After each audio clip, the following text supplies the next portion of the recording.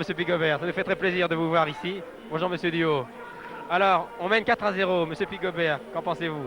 Je crois que le match en principe est gagné pour les Français parce que plus ça va, plus le terrain est lourd et plus difficile de construire, hein. Maintenant, c'est dommage, je crois que l'arbitre lâche un peu trop la partie par tous ses confrères.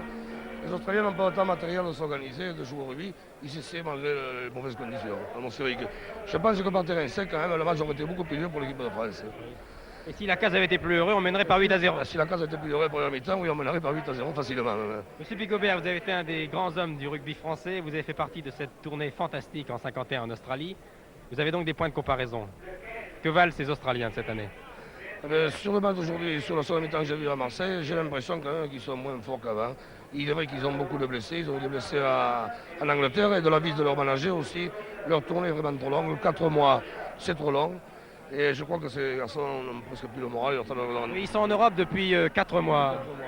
La tournée est vraiment un peu trop longue. 2 mois serait amplement suffisant. Maintenant aussi, vous savez qu'en Australie, il pleut rarement. Le terrain ne les avantage pas, indiscutablement. Oui, ce que j'ai dit au début du match, ils préfèrent jouer sur terrain sec. J'aurais un petit reproche à faire aux Français, c'est de ne pas prendre assez de risques, de ne pas s'attaquer davantage pour aérer le jeu si possible. Et j'espère que sur le mi-temps, ce sera plus joli. Quoi que je vous dis, plus ça va, plus le terrain est gras et plus ce sera difficile de jouer au ballon. Monsieur Pigobert, si vous avez de bonne mémoire, combien avez-vous réussi? Combien avez-vous de réussite pénalité dans votre carrière? Oh là, je ne peux pas vous dire. Vous n'avez pas compté Ah, combien non. de points marqués? Je ne sais pas du tout, non. Pas du tout, J'avais marqué 241 en Australie, c'est tout ce que j'ai 241 en Australie. dans la tournée australienne. Les deux pénalités dont a bénéficié la case en début de match, elles étaient tout de même faciles. Oui, pour un garçon comme lui, il aurait dû les faire. Maintenant, vous savez, un buteur est comme tout le monde. Un jour on réussit tout, un jour on réussit rien. Ça m'est arrivé à moi, c'est arrivé à Camaradero, à beaucoup de gens. Là, il n'y a rien à dire à la case.